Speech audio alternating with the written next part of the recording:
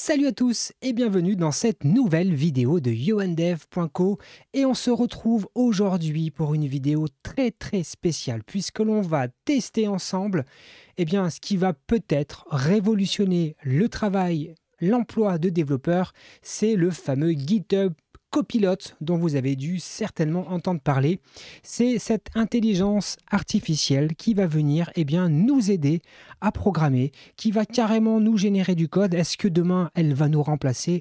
On va voir ça ensemble dans cette vidéo.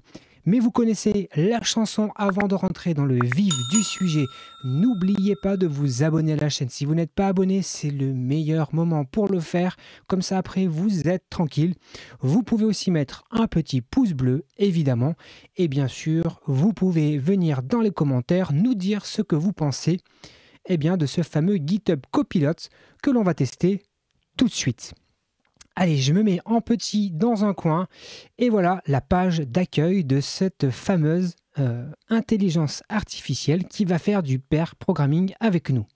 Alors regardez, si je recharge la page, voyez la promesse, on commence à écrire un certain nombre de choses et automatiquement, l'intelligence artificielle va nous proposer du code. Donc là, c'est un exemple qui est fait en TypeScript. Il y a les exemples en Go, en Python. Il y a plein d'exemples comme ça, et si on descend, vous voyez, ça nous dit quoi? Que ça va étendre les capacités de notre éditeur. Ça parle plusieurs langages, donc ils disent que la preview qui est mise à notre disposition est particulièrement designée pour Python, JavaScript, TypeScript, Ruby et Go, mais potentiellement, ça pourrait fonctionner avec d'autres langages, et nous, aujourd'hui, on va tester, vous vous en doutez, avec du PHP, et notamment avec le framework Symfony, puisque c'est ce dont on parle régulièrement sur cette chaîne. Donc regardez, ils nous disent que c'est plus que de l'autocomplétion. Vous avez vu, hein, l'exemple, il est assez incroyable. Si on fait replay, on met un petit commentaire, on met le début de la fonction et boum, Copilot vient générer le reste du code. Donc on va voir ensemble si vraiment ça tient toutes ces promesses. Vous voyez, ils nous donnent comme ça plein d'exemples. Ils nous disent que ça peut convertir des commentaires en code. On va tester ça. Ça peut nous aider à faire des choses qui sont très répétitives. Automatiquement, l'intelligence artificielle va être capable de le faire à notre place. A priori, on va tester ça aussi. Cette intelligence artificielle est capable d'écrire des tests à notre place. Ça, j'avoue qu'on va voir si ça fonctionne. Ça peut être vraiment intéressant. Bref, vous avez plein de choses qu'il va falloir que l'on vérifie ensemble. Parce que honnêtement, vous voyez, il y a vraiment plein de choses qui ont l'air vraiment très intéressantes. Voilà, la petite page d'accueil, de présentation du projet. Et regardez, hein, le mode de fonctionnement, il est très simple. On a d'un côté ici notre Visual Studio Code, qui est notre code privé. On a ici le GitHub Copilot.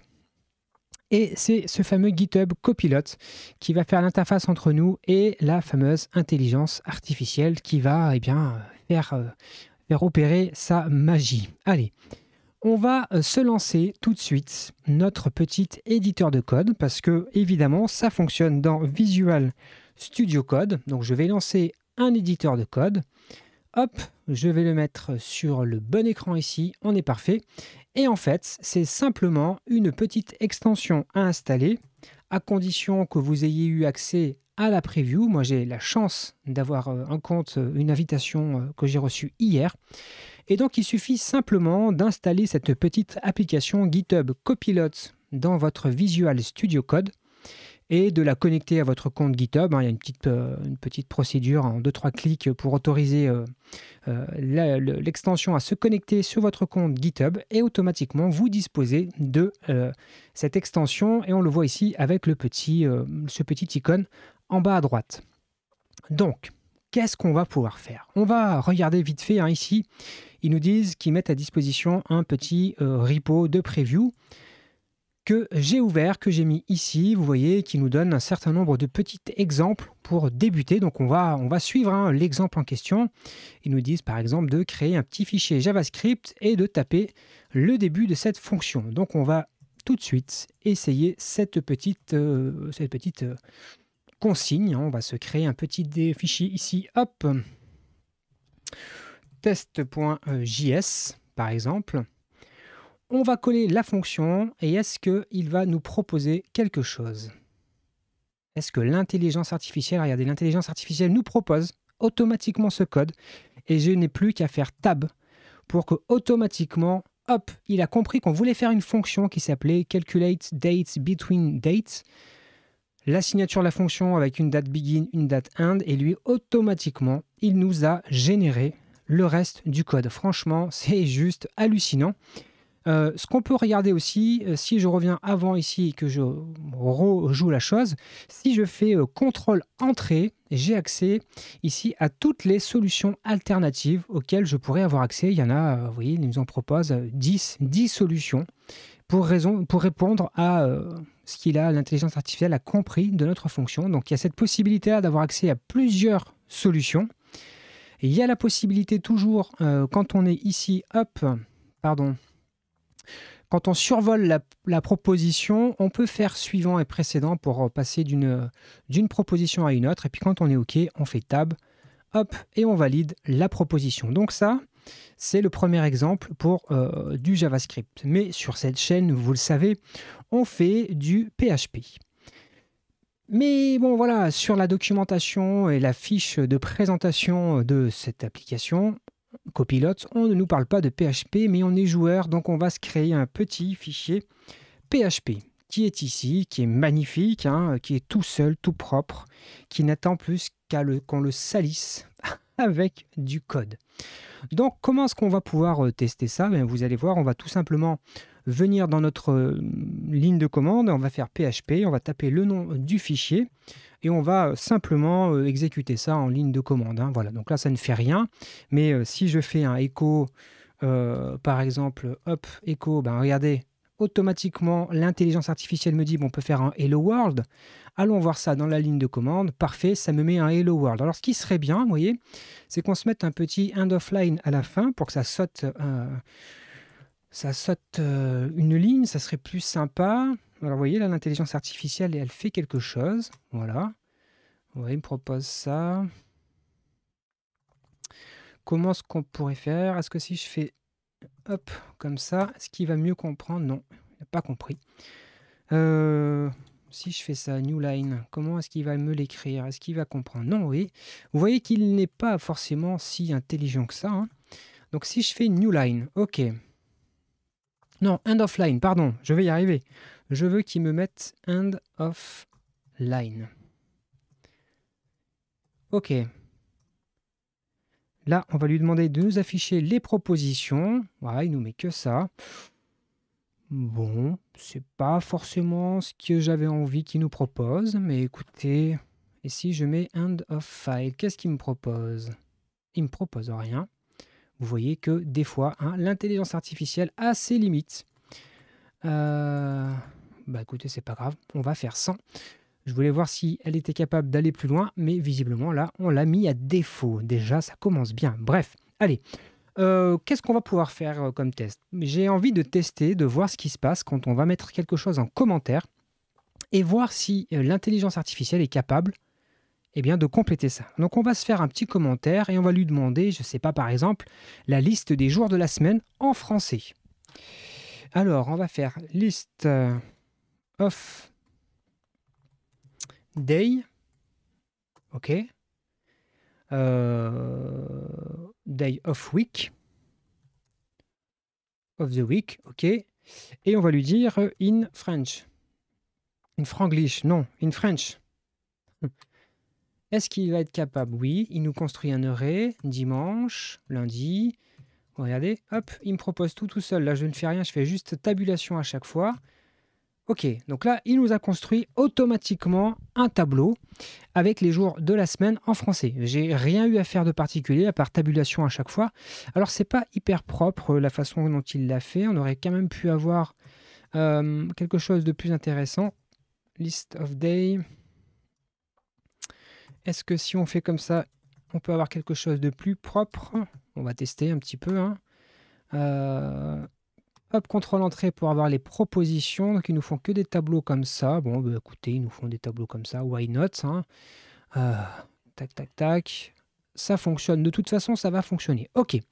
Donc maintenant, on a ces tableaux et imaginons qu'on souhaite les afficher. Comment est-ce qu'on va pouvoir faire ça? On va pouvoir lui dire for each day of the week. Comment est-ce qu'on va pouvoir lui dire print the name of the day, OK, and new line. New line, voilà. On veut pour chacun des jours de la semaine que tu nous affiches le nom et que tu fasses une nouvelle ligne. Donc là, automatiquement, il fait le for each. OK, il fait un écho. Il ferme la boucle. Terminé. Incroyable. J'ai rien eu à faire. Allez, on va lancer notre petit truc. Et là, qu'est-ce qui se passe? Regardez, c'est incroyable. On n'a pratiquement rien écrit comme code. Tout a été généré par l'interface. Incroyable. Est-ce qu'il est capable, par exemple, allez, on est lancé, on va lui demander la liste des mots en français. Il le détecte. Vous voyez, il a compris qu'on allait lui demander ça. On n'a même pas écrit en entier le commentaire qu'il nous le propose. Allez, c'est reparti. Janvier, hop, février. Hop, je valide la proposition mars. Oui, quand c'est grisé et que je fais tab, eh ben, ça rajoute la proposition automatiquement. OK, donc là, c'est incroyable. Là, il va fermer le tableau. OK, et on va lui demander eh bien de les afficher. Hein. Regardez ça. Automatiquement, il a compris qu'on va faire la même chose que pour les jours, mais cette fois-ci pour les mois de l'année. Donc, il nous fait ça automatiquement. Allez, je fais tab. Il nous fait la boucle tout seul. Il a compris que j'allais faire ça. Incroyable. Et là, si je lance ma commande, eh bien, j'ai bien les jours de la semaine et les jours du mois. Incroyable. Vous avez vu ça? L'intelligence, elle est super balèze hein, parce qu'elle a prédit que j'allais lui demander la liste des mois. Dès le début, elle a compris. Et que j'allais vouloir faire une boucle comme pour les jours. Et elle a fait ça toute seule. OK. Incroyable. Bon, ça c'est du PHP tout basique. On a fait du JS vraiment tout basique, la démonstration. Maintenant, ce qui nous intéresse sur cette chaîne, vous le savez, on aime bien les projets Symfony. Donc, on va tester. On va tester dans un projet Symfony, voir comment eh bien, cette intelligence artificielle va pouvoir ou pas nous aider. Donc, on va se créer un petit projet Symfony. On va faire un Symfony New. OK, on va l'appeler démo tout simplement et on va mettre -full pour se créer eh bien, un petit projet, tout ce qu'il y a de plus classique. Allez, c'est parti, on lance la création de ce nouveau projet Symfony et on va voir comment notre petit copilote va pouvoir nous assister ou peut-être coder à notre place dans ce projet Symfony. OK, je me mets dans le répertoire du projet. Alors là, on va juste pour se simplifier la tâche, on va se créer une petite base de données. Hop, moi j'ai l'habitude d'utiliser Docker pour ça, donc je vais faire un Symfony Docker make .docker.database. Voilà, ça c'est juste comme ça, moi je sais que tout de suite je suis propre.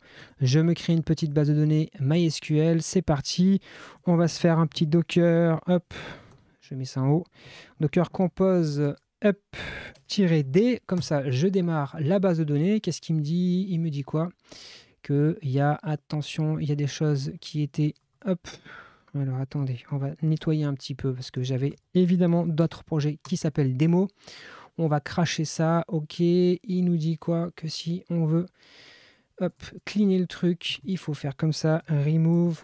Ça, c'est vraiment parce que c'est pas propre sur mon poste. J'ai trop de trucs qui s'appellent démo. OK, donc il veut que je fasse -d comme ça. Et je pense que là, hop, il nous a recréé proprement. On a notre base de données. OK, parfait. Ça, c'était en dehors du test de ce petit copilote. On va se démarrer le serveur interne de Symfony, Symfony serve-d. On démarre ça tout de suite et on ouvre ça, hop, dans notre navigateur. On a un projet tout propre de Symfony 5.3.3.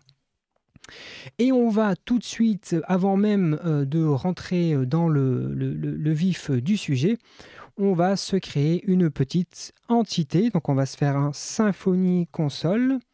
On va faire vraiment quelque chose de basique. Hein. L'idée là, c'est pas de faire une application Symfony, c'est vraiment de testouiller, on va dire, l'affaire. Donc on va se créer une première entité. Je vais y arriver hein, avec le micro entre mes yeux et le clavier. Symfony Console Make Entity, on va créer un espèce de truc qui sera user, mais ça paraît vraiment user, mais c'est juste parce qu'on va mettre nom, prénom, âge par exemple. Hein. Ok, donc le premier champ, bah, ça va être first name. Ça sera une string de 255 qui ne peut pas être nulle. Ok, deuxième champ, last name. Pareil, c'est un string 255 qui ne peut pas être nul. Et enfin, le dernier champ, on va marquer âge. Ça va être de integer, ok, qui ne peut pas être nul. Et on valide tout ça. Il nous faut maintenant créer la migration en faisant un Symfony Console Make migration. Donc là, on crée la migration. Parfait. Et il nous faut l'appliquer en faisant un Symfony Console Doctrine Migration Migrate qu'on peut mettre en raccourci D2.M2.M. Et là, ça va aller créer réellement les tables dans la base de données. Ok, on est propre, on est prêt à travailler, on a notre entité qui a été créée. Parfait. Je vous propose qu'on teste tout de suite cette entité, c'est-à-dire qu'on écrive un test pour venir vérifier que notre entité fonctionne. Parce que regardez, si je fais php bin php unit, on va mettre test docs. Pour le moment, on n'a pas de test, hein, c'est normal. Voilà, il nous dit qu'il n'y a pas de test exécuté. Donc, allons vite ouvrir ça dans un éditeur de code et tout de suite, on va se créer un test.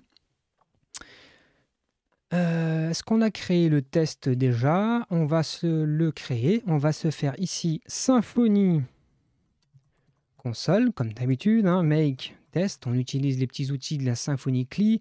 On va faire un simple test case. Ok, tout simple. Comment est-ce qu'on va l'appeler? On va l'appeler user test. Voilà. Et on va aller éditer ce petit fichier qui a été créé pour nous. Et nous, qu'est-ce qu'on va vouloir faire? On va vouloir simplement, on va faire un truc hyper basique, hein.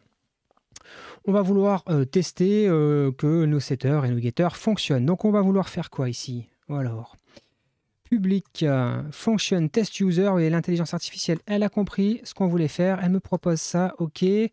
Là, elle me fait une assert true tout de suite. On va peut-être pas non plus faire tout de suite le assert true. On a quand même des petites choses à faire. Donc ici, on va commenter new user. Est-ce qu'il va être capable de comprendre? Oh, regardez, tac, il a presque tout bon. On va s'importer juste le user comme ça, il ne peut pas non plus tout faire, donc il reste vraiment dans son fichier, on va dire, ok. On va se faire quoi ici? On va se faire un set last name, bim, ok. Et il nous propose tout de suite l'assertion derrière, ok. Ensuite, on va se faire un set first name, ouh, il le fait tout seul, il a compris, bim. Et il nous fait l'assertion derrière. Parfait. Set, c'est pas email, mais âge. Nous, c'est âge qui nous intéresse. Qu'est-ce qu'il nous fait? Set âge. Alors, ça serait bien qu'il nous propose quelque chose ici. Est-ce qu'il pourrait pas être plus intelligent et nous proposer quelque chose qui calcule? Est-ce qu'il y a un endroit où il calcule? Alors, attendez. Ce qui serait cool, c'est de voir s'il est capable de nous setter un random âge. Non, il n'est pas capable. 7, on va faire quoi? Random integer. Alors, random integer between. Integer. Tac. Voilà, il nous met quoi? Set ID, non, c'est pas ce qui nous intéresse. Between 0 et 100, oui, c'est très bien. Tac, voilà. Et est-ce qu'il nous met l'assertion derrière? Oui, il nous met l'assertion. Allez, on va jouer les tests. Hein, vous avez vu, hein, c'est assez fou quand même. Tac, on va lancer nos tests ici. Ah, il nous dit quoi? Qu'il y a un test qui passe pas. C'est lequel? C'est l'assertion. Est-ce que c'est... Ben non, l'assertion, ça peut pas fonctionner là, les gars. Là, ça peut pas marcher. Alors, hop, vous savez quoi? On va pas s'embêter. L'idée, c'est pas de comprendre, de faire des tests propres. Hein, c'est de, hop... Donc, vous voyez la limite du truc. On va setter un âge en dur. Hop, on va faire l'assertion en dur qui nous est proposée par l'intelligence artificielle. Et là, si je lance le test, bim, ça passe. Il nous a fallu, allez, en vrai, si on n'avait pas chipoté comme ça, en 5 secondes, hein, c'était terminé, on n'en parlait plus. Je vous propose aussi qu'on essaye de se créer des fixtures, voir comment eh bien, cette intelligence artificielle va pouvoir nous permettre de créer des fixtures. Donc on va faire ici un Symfony Console Make Fixture. Alors je ne sais pas si... Non, voilà, il n'a pas installé le petit bundle en question. On va s'installer tout de suite. Tac, on s'installe le bundle. Et on va créer des fixtures. Hein. On va essayer de voir si ça peut nous aider. Donc on va se faire maintenant un Symfony Console Make Fixtures. Parfait. Comment est-ce qu'on va l'appeler? On va l'appeler User Fixtures. Ok, bim, c'est parti. Ouvrons ça dans notre éditeur de code. Hein. Alors, les fixtures, elles sont dans SRC, Data Fixtures et User Fixtures. Alors, est-ce qu'il va être malin? Qu'est-ce qu'il va nous proposer ici? Waouh, il nous crée User, comme ça il nous propose User. Donc nous, on va lui demander de nous créer, je ne sais pas moi, 50 users.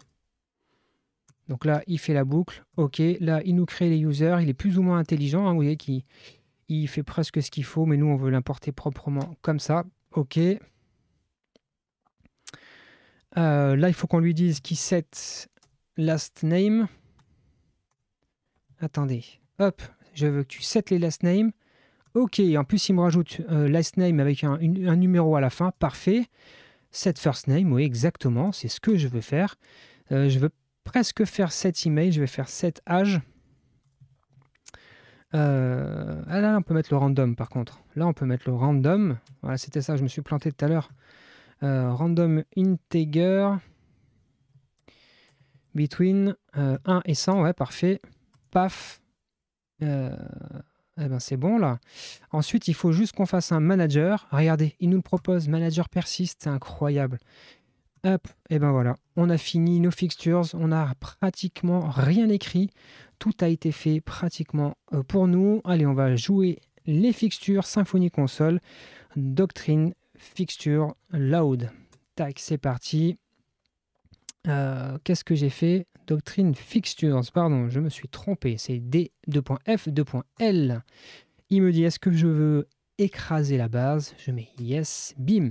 Ça nous a joué les fixtures. Donc là, on l'a logiquement. Dans notre base, on a 50 utilisateurs. Maintenant, eh bien, à nous d'aller tester ça. On va créer un petit contrôleur et on va aller vérifier qu'avec cette petite intelligence artificielle, on peut facilement comme ça aller récupérer nos 50 users. Donc on va se faire un Symfony Console. Hop, Symfony Console, make controller. Vous voyez que je l'aime beaucoup, moi, cette Symfony CLI. Elle est vraiment pratique. Et on va l'appeler comment? On va l'appeler tout simplement user, hop, controller. Allez, on va ouvrir ce petit fichier, hop, dans notre éditeur de code ici. Là, c'est le code et on va vouloir aller récupérer nos users. On va faire comment? Si on va faire get all users. Ah ouais, il fait presque bon, donc là c'est un peu à l'ancienne quand même. Qu'est-ce qu'il nous propose comme autre solution? Ce qu'il faudrait peut-être pour lui simplifier la tâche, c'est qu'on s'importe d'abord le Entity Manager Interface. Donc on va faire ça, on va voir si ici il nous propose quelque chose. Entity, non. Ah, Entity Manager, ok. Il comprend qu'on veut faire un constructeur. Ok.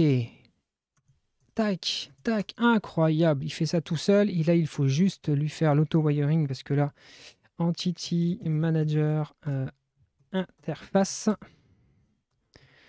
Donc ça, il n'arrive pas à le faire tout seul. Mais vous voyez, tout le reste, il l'a fait tout seul. Donc là, Get All Users.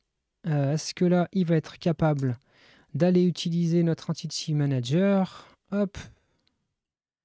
Get Repository. Ah mais non, mais je suis bête, attendez, mais c'est pas ça qu'il faut que je fasse, c'est pas l'Entity Manager, ça c'est si on veut faire persister, non. Nous, ce que l'on veut, ben oui, c'est exactement ça, regardez, il est encore plus intelligent que moi, il sait que c'est le User Repository que je voulais. Incroyable, regardez, il me le propose tout seul. Hop, on va voir s'il est très intelligent ou pas. Hop, ici, est-ce qu'il va me le proposer? Mais bien sûr qu'il me le propose, bien sûr qu'il me le propose tout de suite. Il faut juste que j'importe ici, tac, et est-ce qu'il va ici faire ce qu'il faut, bim, pop, pop, pop, pop. Je vous cache pas que là, c'est assez incroyable ce qui se passe quand même. C'est quand même assez bluffant. Et là, bim, automatiquement, il va me chercher mes users. Il me fait automatiquement un user repository find all. J'ai rien eu à taper. Est-ce que si je vais ici, voilà, il me l'envoie sur la vue. Parfait. Allez, on va se modifier la vue. Hop, la vue, elle est là. User. On va virer tout ce petit blabla de base. Alors, comment on va se faire ça? On va se faire un petit UL ici. On va se faire un for. Hop, on va faire une petite boucle sur nos users. Alors, j'ai pas l'impression qu'il soit très fort sur du Twig. Hop, alors, paf, ici, on va vouloir afficher quoi? User.lastname. Hein. Ok. Tac, on va se faire un petit... Décidément. Hein. Tac, tac. Oh, il commence à être intelligent. Regardez. Il lui a fallu un petit peu plus de temps là, à se mettre en route sur Twig, mais ça y est, là, il a compris qu'on travaille sur du Twig. Est-ce que là, il va me proposer autre chose? Non. J'ai l'impression que sur Twig, il est un peu moins intelligent, mais ça va, c'est pas si mal quand même. Ok, allez, on va actualiser notre page ici sur /user. Et est-ce qu'on va avoir nos 50 utilisateurs? Bah regardez, on a nos 50 utilisateurs, hein, lastname 0 jusqu'à lastname 49. Ça veut bien dire qu'on a bien nos utilisateurs. Est-ce qu'on se créerait pas un petit contrôleur, enfin une petite route avec un formulaire? Allez, on va se faire ça tout de suite. Tac, on se copie. Qu'est-ce que j'ai fait là? Oula, je ne sais pas ce que j'ai fait. Non, j'ai rien fait de particulier. Alors, est-ce que ici, il va me proposer quelque chose? Je vais marquer... Là, il me propose ça. Route create. Regardez, il a compris en fait. J'ai rien eu à lui dire. La request, ouais, bien sûr. Tu retournes une response. Ça, on s'en fiche. Ça, on s'en fiche aussi. Ok. Hop. Ouais, ça me va, moi. Tac. Et ensuite, public function create. Regardez ça, c'est incroyable. La response, ok. Il crée quoi là? Bim. Create new user, bien sûr que je veux que tu me crées. Et save it into database, incroyable. Alors, là, il me crée un nouveau user. Vas-y, crée-moi un nouveau user. Parfait. Et ensuite, qu'est-ce que tu vas faire? Ah ouais, toi, tu vas le setter là comme ça. Alors, attends, on va un peu t'aider. On va un petit peu l'aider. On va quand même lui créer le formulaire. Ok. À un moment donné, il faudrait qu'il y ait un return. Ok. $this render. Ok, ouais, si tu veux. Controller name, ouais. Bon. On va voir. On va se créer un petit formulaire. On va l'aider un peu. Make form. Qu'est-ce que j'ai fait? Ah ouais, ok. C'est parce que là, il aime pas trop ce que j'ai fait. Attendez, en fait, pourquoi est-ce que je m'embête à créer notre route? On va le faire sur la même route. Hein. Ça, franchement, on va pas s'embêter là. Hop, on crée un formulaire. Pardon, hop, attendez, excusez-moi. Je vais nettoyer, hop, le shell. Parce que je sais que vous aimez bien que c'est comme ça en plein écran. Et je sais que mon ami Lior m'a justement fait remarquer de bien penser à nettoyer régulièrement mon shell. Il a raison, c'est beaucoup mieux comme ça. Donc on va se créer notre petit, pas démo, notre user type. On va se créer notre petit formulaire user. Comment on le relie à user? Hop, c'est bon. Allez, on va ouvrir notre petit formulaire de user. Juste, on va rajouter en fait un petit bouton. Hop, qu'on va appeler submit. Ok. Alors, est-ce que là, il est malin ou pas? Là, je pense qu'il comprend pas trop ce que j'attends de lui. Submit type. Ok. Ah, regardez, 2.2. Classe. Bon, le label, hein, pas besoin, mais quoique. Ouais, quoique, regardez. Il nous fait ce qu'il faut, il nous propose ce qu'il faut. Hein. Ok, super. Il nous a créé le petit bouton Submit. Alors, est-ce qu'ici, on va arriver, hop, on va se créer un petit formulaire. Alors, donc on va d'abord create new user. Donc là, j'aime pas trop cette proposition-là. Qu'est-ce qu'il y a comme proposition? Celle-ci me semble un peu plus sympa. Ok. Sauf qu'on va pas faire comme ça, nous on va faire, hop, on va lui enlever tout ça, ok. Nice, on va importer user ici. Ok, ensuite, on va faire un create form. Hop, hop, hop, hop. C'est presque la forme, c'est presque la façon dont on voulait le faire. Est-ce qu'il y a la façon qui nous intéresse plus? Oui, c'est celle-ci, vous voyez, hop. Très pratique de pouvoir afficher les différentes propositions. Donc là, hop, on lui crée le form. Ensuite, il faut qu'on fasse qu'on récupère handle request. Donc il faut au préalable, hein, hop, on va lui importer ici. Est-ce qu'on se la ferait pas là-haut? On va se le faire là. Request. Tac. De la request. On va pas s'embêter, on va se le mettre ici. Le handle request, bim. Ok. Qu'est-ce qu'il nous propose? If form is valid, ben bien sûr, tu as tout compris, c'est exactement ça que je veux faire. Si c'est... Oh, regardez comme c'est fou. Persist user, ben vas-y, fais-moi persister le user. Tu flush, ok. Et ben voilà, ben c'est fait quoi. Notre formulaire, il est bon, il n'y a plus qu'à l'envoyer à la vue. Est-ce qu'il va être malin? Mais bien sûr qu'il va être malin. Regardez, il nous le rajoute automatiquement. Incroyable. Eh bien, on n'a plus qu'à aller dans notre vue. Hop, notre petite vue qui est ici. Et on va se mettre ici. Alors, on va se mettre un petit H2 liste des users. OK. Hop. Donc là, on a la liste de nos users. Hein, c'est juste pour une petite mise en page à 2 balles. Qu'est-ce que... Ah, regardez, quelque part, on n'a pas importé user type ici. Vous voyez, il ne fait pas les importations tout seul. Enfin bon, c'est quand même déjà très puissant. OK, donc là, on a la liste de nos users, pardon, et on va vouloir se rajouter un petit formulaire au-dessus, ici. Alors, attendez, j'ai mis ça là, hop, dans la liste. Hop, on va mettre en forme parce que c'est pas très lisible ici. Hop.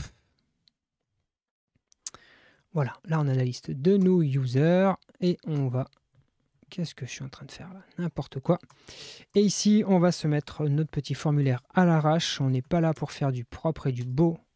On est là pour tester ce que ce truc a dans le ventre. OK, si on fait F5, logiquement, F5, est-ce qu'on a le formulaire? Où est-ce qu'il est? Ah oui, il est là mon formulaire. Alors, Johan Bernabeu, et j'ai quel âge? Je suis très jeune, j'ai 20 ans. Vous me croyez quand je vous le dis? Hop, je soumets, et regardez, bim, ça y est, c'est fait. Vous avez vu, avec l'intelligence artificielle, on a rapidement mis en place toutes ces petites choses. Ça a été très rapide. La plupart des lignes de code qui sont présentes ici ont été écrites par l'intelligence artificielle, soit à l'aide de nos petits commentaires ici, soit à l'aide directement de blocs de code. Par exemple, si je voulais envoyer un flash message. Alors, flash message, bim. Ah, regardez ça, c'est pas fou ça. Automatiquement, bim, flash message. OK, et si je voulais faire un redirect to... comment s'appelle cette page, même si c'est un peu bête de renvoyer au même endroit. Mais si je fais redirect to user list, OK, bim. C'est incroyable. Franchement, c'est vraiment bluffant. Honnêtement, c'est vraiment très très bluffant. C'est assez perturbant d'avoir ce truc-là sous la main. Alors, âge, non, on va mettre ça là, comme ça. Hop, hop. Je l'ai soumis 2 fois, bon, ok. J'ai su un peu cliquer à l'arrache. Si on met Toto Titi, attendez, je vais zoomer parce que voilà, hein, il a 102 ans, Toto Titi, submit. Toto Titi 102, incroyable, incroyable intelligence artificielle.